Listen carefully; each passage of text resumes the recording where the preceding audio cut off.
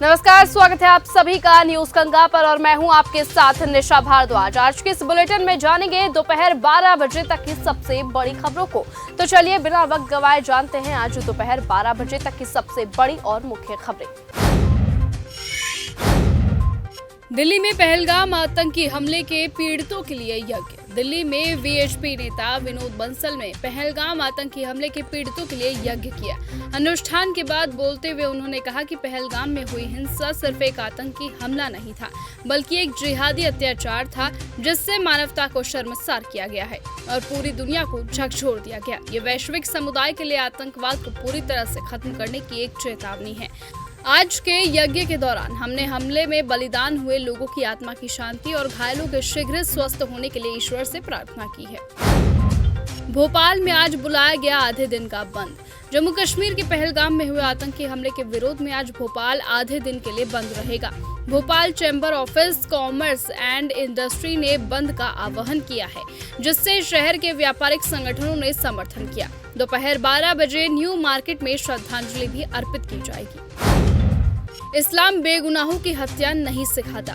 भारत सरकार के आदेश के बाद पाकिस्तानी अपने देश वापस जा रहे हैं। अटारी बॉर्डर पर भारी संख्या में पाकिस्तानी मौजूद है। पाकिस्तान वापस जाते समय एक पाकिस्तानी नागरिक ने कहा कि हमें 15 दिन के भीतर लौटना पड़ रहा है, जबकि हम 1.5 महीने के वीजा पर थे।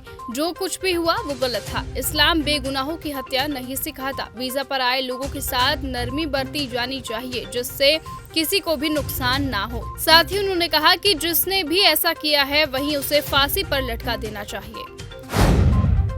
गुजरात में घुसपैठियों पर तगड़ा एक्शन। गुजरात के अहमदाबाद में क्राइम ब्रांच ने बांग्लादेशी घुसपैठियों के खिलाफ बड़ा एक्शन लिया है। यहाँ एक साथ कई टीमों ने मिलकर शहर में अवैध रूप से रह रहे 500 से ज्यादा बांग्लादेशी घुसपैठियों को हिरासत में लिया है। क्राइम ब्रांच ने सूरत से 100 और अहमदाबाद से 450 से ज्यादा बांग्लादेशियों को हिरासत में लिया है।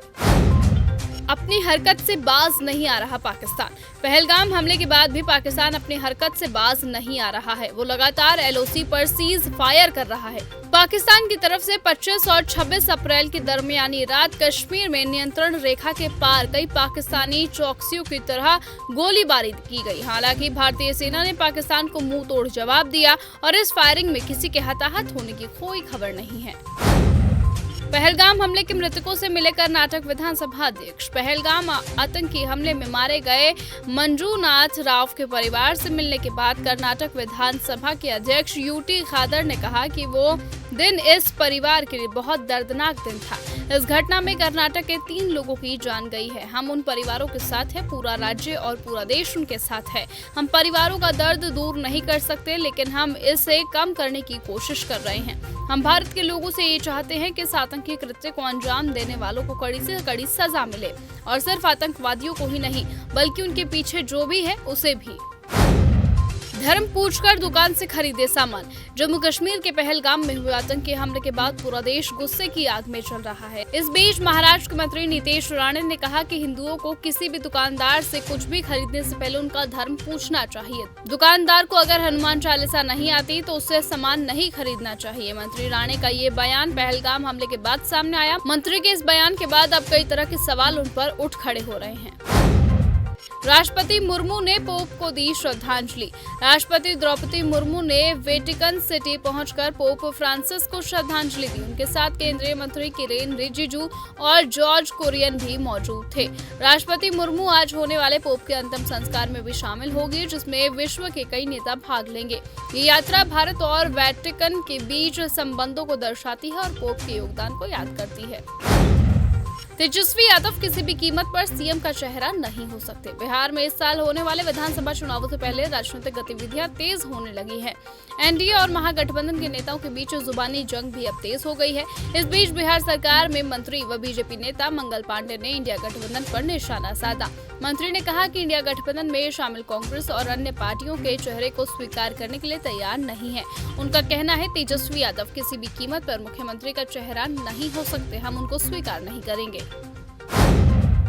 यूपी में भीषण गर्मी में नहीं होगा पानी का संकट। उत्तर प्रदेश में गर्मी जैसे जैसे तेज होती जा रही है वैसे वैसे सरकार ने लोगों को राहत देने की तैयारियां भी शुरू कर दी है। मुख्यमंत्री योगी आदित्यनाथ ने अधिकारियों से सख्त निर्देश दिया और कहा कि राज्य के किसी भी गांव में पेयजल की कमी नहीं होनी चाहिए। गर्मी के मौसम में हर ग्रामीण परिवार को शुद्ध और निरंतर पानी मिलना चाहिए, जिसके लिए प्रशासन को 24 घंटे अलर्ट मोड पर रहने का निर्देश दिया गया है।